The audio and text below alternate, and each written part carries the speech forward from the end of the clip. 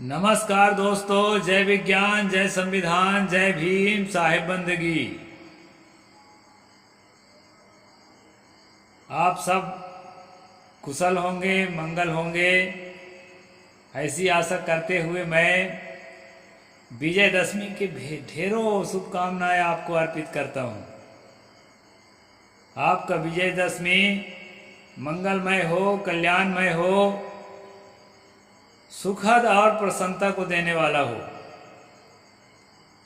ऐसी मैं कामना करता हूं दोस्तों आपके लिए। रेशनल कबीर यूट्यूब चैनल आप सबके मंगल कामना करते हुए, विजयदशमी के ढेरों बधाई देते हुए आप लोगों को एक संदेश देना चाहता है। दोस्तों, मुझे तो आप सब जितने लोग जानते हैं वो जानते ही हैं कि मैं अंधविश्वास को अपने जीवन में 1 इंच भी जगह नहीं देता, और ज्ञान को, सच्चाई को, विज्ञान को, नैतिकता को, संयम को, साधना को, इसके लिए तो मेरा दिल खुला रहता है। इस तरह की बातें जितने आएगी उसको मैं स्वीकार करूंगा, और जितना बन सकेगा उसको मैं अपने जीवन में अप्लाई भी करता हूं। ऐसा नहीं है कि अप्लाई करने से भागता हूं। तो दोस्तों, ये जो विजयदशमी का त्यौहार है ना, जिसको दशहरा का त्यौहार कहते हैं, दरअसल हमारे भारत में प्राचीन काल से खेती पर आधारित हमारा जीवन रहा है। फसल पकने का, अभी धान पकने का समय हुआ है, देखो कई जगह हार्वेस्टर चल रहे हैं।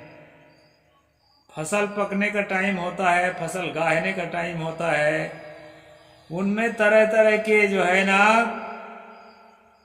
त्योहार मनाए जाते थे हमारे पूर्वजों के द्वारा। जो दीपक जलाते हैं तो धान के जो ढेर होता है, राशि होती है, उसको जब उठाते हैं तो खुशियों के मारे दीपक जलाते रहे हमारे पूर्वज। उस तरह से दीपावली का त्यौहार अब अभी आएगा। आइए, दशहरा का त्यौहार जो आया है, ये भी फसल पकने का ही त्यौहार है।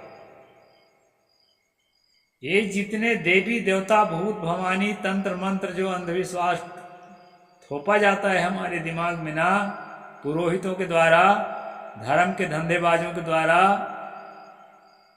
उसको हम लोग अपना पूरी तरह से अपना ही समझ बैठते हैं। ये पागलपन।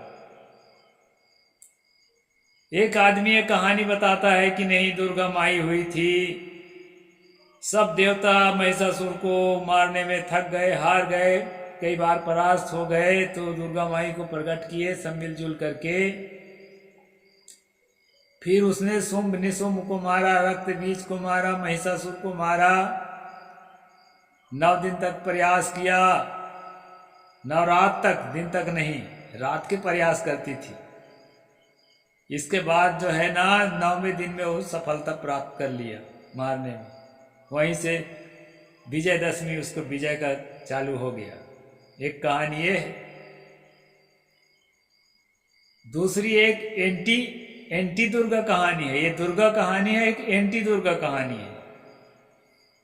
इस कहानी लगता है बाद में आई है।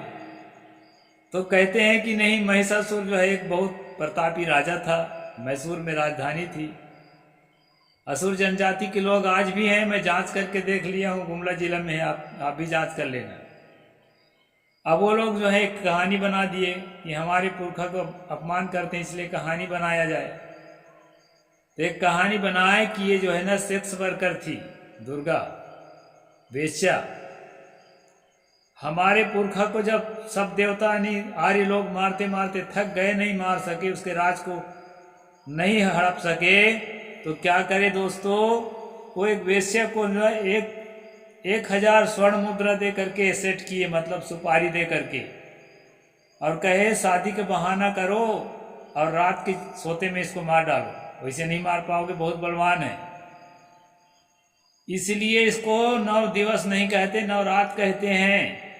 ऐसा करके कहानी बनाई गई और बताया गया कि 8 रात तक उसने सफलता नहीं पाई।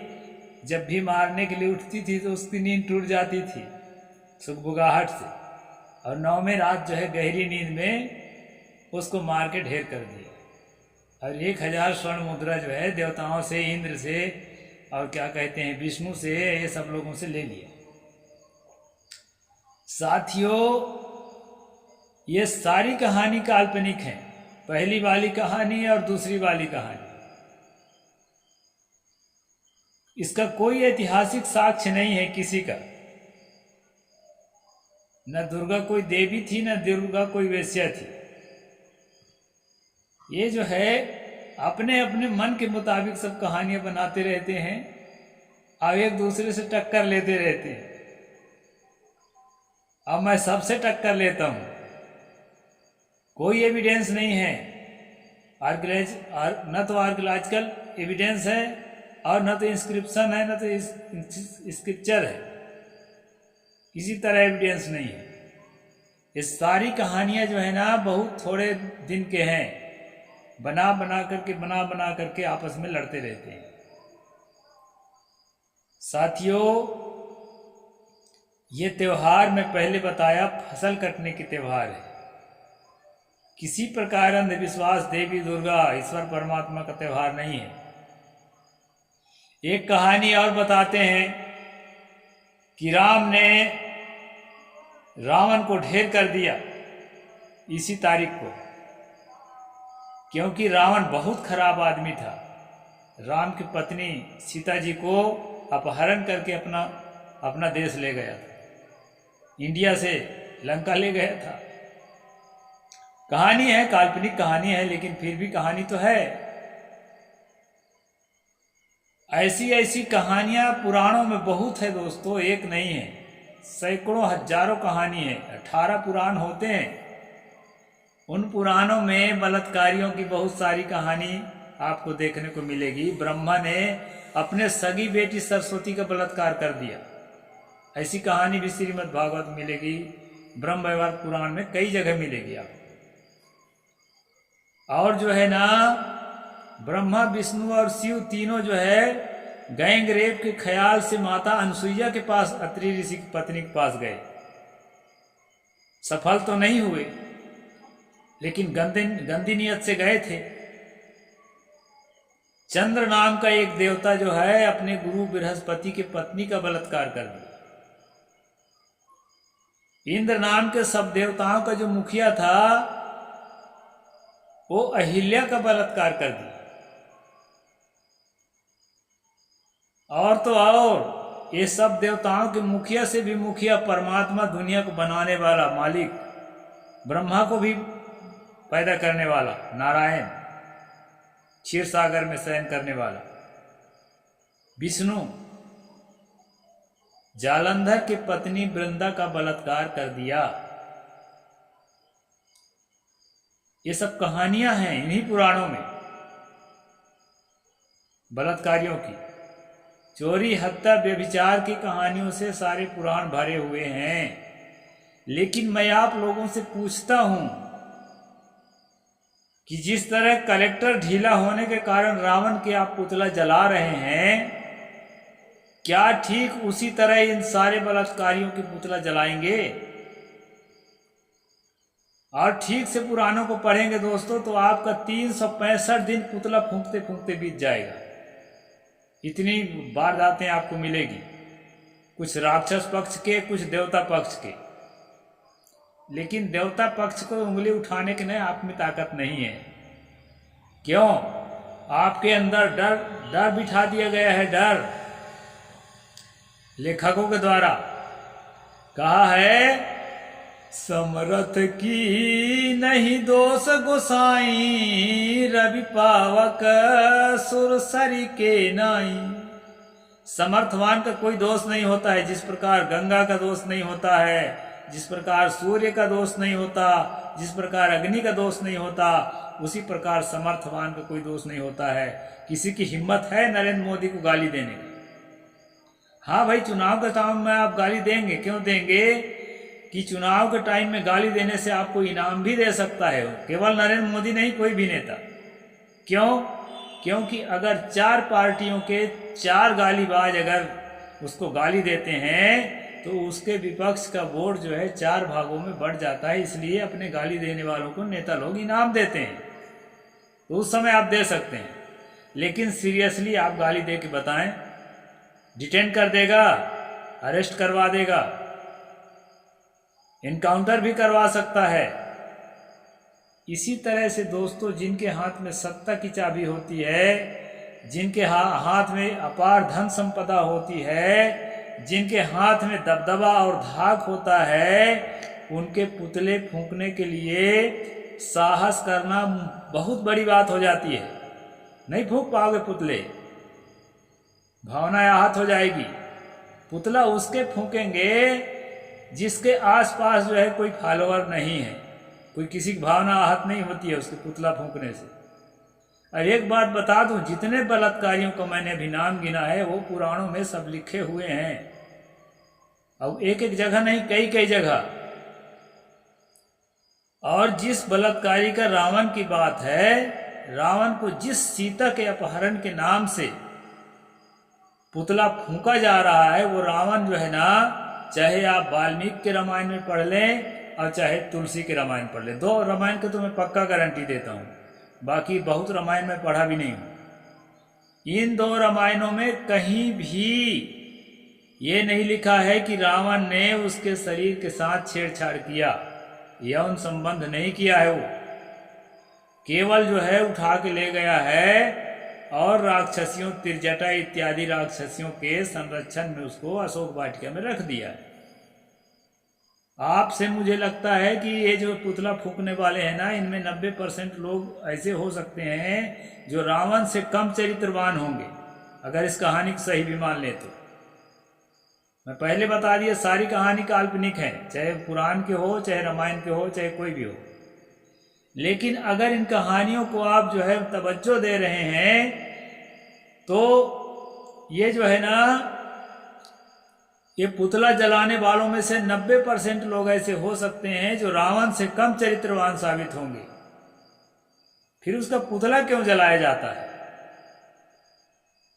ये पुतला नहीं जलाया जाता दोस्तों, एक परंपरा विशेष को जो है बढ़ावा दिया जा रहा है और उसमें राजनीति है। उस परंपरा को बढ़ावा दे करके कुछ विशेष दल के लोग जो है उसमें राजनीति करते हैं, अपने राजनीति को चमकाते हैं। इसमें कोई धार्मिकता नहीं है। मैं भी तो हिंदू हूं, मैं ऑन रिकॉर्ड हिंदू हूं, सारे कागज मेरे हिंदू के हैं। लेकिन ऐसा नहीं है कि मैं अंधविश्वास को स्वीकार करता चलूं। मैं जागृत हो गया हूं, आप लोग भी जागृत होइए। मैं जागृत करने के लिए वीडियो बना रहा हूं, कहानी बताने के लिए नहीं, किसी की बुराई करने के लिए नहीं। सारे अंधविश्वास से निकलो। ये पुरोहित वर्ग के जो कहना चाहिए झांसा है, जो कमाने का जो एक ट्रिक है, उस ट्रिक से अपने आप को मुक्त करिए। ये राजनीतिक रोटी सेंकने वालों के राजनीतिक हथकंडा है, उससे अपने आप को मुक्त करिए। एकदम निष्पक्ष हो जाइए। वोटिंग का टाइम आ गया है। अपना वोट धर्म के नाम से मत बेचिए, अपना वोट जाति के नाम से मत बेचिए, अपना वोट जो है रुपया पैसा में मत बेचिए। निष्पक्ष होकर के, मैं नहीं कहता आप किसको देंगे, जिसको देना है दीजिए, मैं किसी का पक्ष वक्ष नहीं लेता। लेकिन जो है बहुत सोच विचार करके, भावना में आकर के नहीं, तभी हमारा देश अच्छा बनेगा। डेमोक्रेसी का तभी मजा है दोस्तों। विजयदशमी सम्राट अशोक के कलिंग विजय की कहानी के साथ भी जुड़ी हुई है, चाहे कल्पना से जोड़ दिए हों, चाहे सचमुच उसी दिन हुआ हो। उसको भी मैं नहीं कहता कि उसी दिन हुआ है। तो बहुत सारी कहानियां जुड़ी हुई है इस पर्व के साथ। अब मैं भी बड़े खुशी से मनाता हूँ इस पर्व को। लेकिन मैं जो है ना, फसल उत्पादन के जो अपने लहलहाते अपने किसान भाइयों को खेत है, वही मेरा देवता है। उसी को देख करके दोस्तों मैं खुशियाँ अपना जाहिर करता हूँ। बहुत मज़े के त्यौहार है। दशहरा मनाइए, दीपावली मनाइए, सब त्यौहार मनाइए, लेकिन अंधविश्वास से, पुराणों से, वेदों से और क्या क्या किताबों से, कुछ काल्पनिक कहानियों से, जैसे अभी जो बताया था मैं, और सारी कहानियों से मुक्त होकर के एकदम रेशनल हो जाइए। देश को रेशनल बनाने के लिए, तर्कशील बनाने के लिए, वैज्ञानिक चिंतन पैदा करने के लिए ही रेशनल कबीर यूट्यूब चैनल चालू किया गया है, किसी धर्म का प्रचार करने के लिए नहीं। इसलिए दोस्तों सब कोई तर्कशील हो जाए और तर्क से जो सच साबित हो, बुद्धि से, युक्ति से, प्रमाण से जो सब सच साबित हो, उसको तहे दिल से स्वीकार करिए, जैसा मैं स्वीकार करता हूँ। इसके लिए रेशनल कबीर चैनल है। आप सबको दोबारा से मैं ढेर ढेर जो है बधाई देता हूँ। साहेब बंदगी, जय जोहार, जय भीम, जय संविधान।